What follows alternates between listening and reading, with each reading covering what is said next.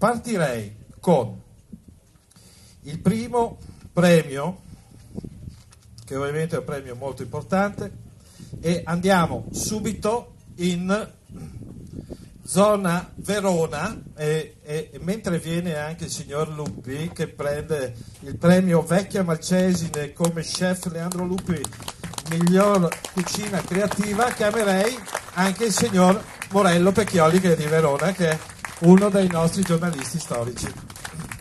Sta bevendo il Morello, eh? Ciao Leandro, benvenuto, ciao. Allora Leandro, Morello, prego. Intanto le lasciamo. No, ma lui li tiene sempre, siamo abituati a vederlo con gli occhiali. Morello Pecchioli, nostro giornalista storico della guida, ovviamente di Verona, Arena di Verona per tanti anni, e Leandro Lupi, siete della stessa provincia?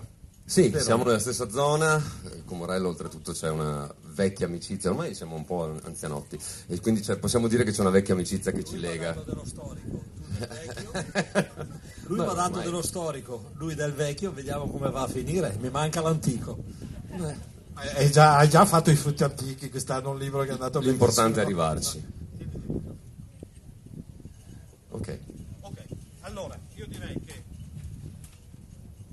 c'è il vento, ma consegniamo questo premio che è uno dei premi importanti di questa serata, ed è migliore cucina creativa, va a Leandro Lupi della Vecchia Malcesine di Malcesine, un ristorante che sicuramente conoscerete perché quest'anno sono 20 anni con 15 di stella Michelin, insomma dai, festeggiamo qualcosa. 15 di Michelin. Festeggiamo anche questo. Bene, molto bene, direi. È l'anno dei festeggiamenti. È l'anno dei festeggiamenti, ma tu hai visto anche in America?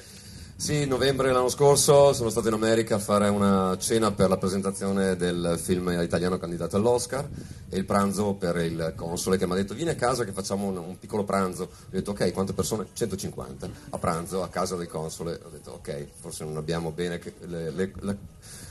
l'America è tutto. Sì, hanno altre concezioni di numeri, di dimensione, così. Però è stato un bellissimo evento, insomma. Ecco, un dettaglio sulla tua cucina, perché la tua cucina è lago, è montagna, è un po' una commistione, un mix di tante cose che sono del territorio. Assolutamente.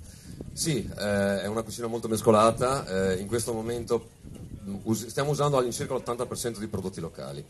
Per prodotti locali non è solo lago, non è solo montagna, ma anche una ricerca sulle carni, manzetta caronese veneta, vitelli, maiali, cioè le piccole produzioni.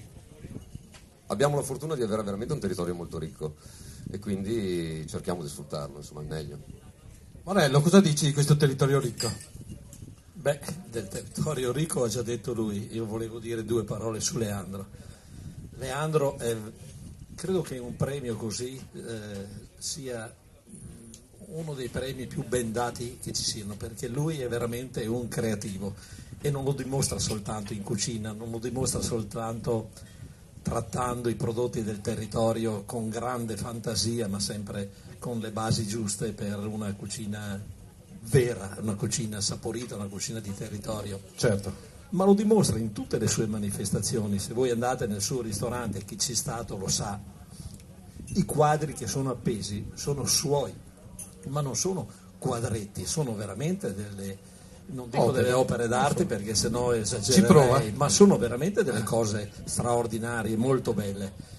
E così è dappertutto, è un inventivo, ha creato fish and chips, fish and chef. Ma anche una bella voce, senti che è una voce, potrebbe fare l'attore. Una voce sexy. Sì, ho una voce un po' tipo 20 sigarette al giorno, 10 whisky la sera, Tom Waits, no? Per non parlare dei gin tonic.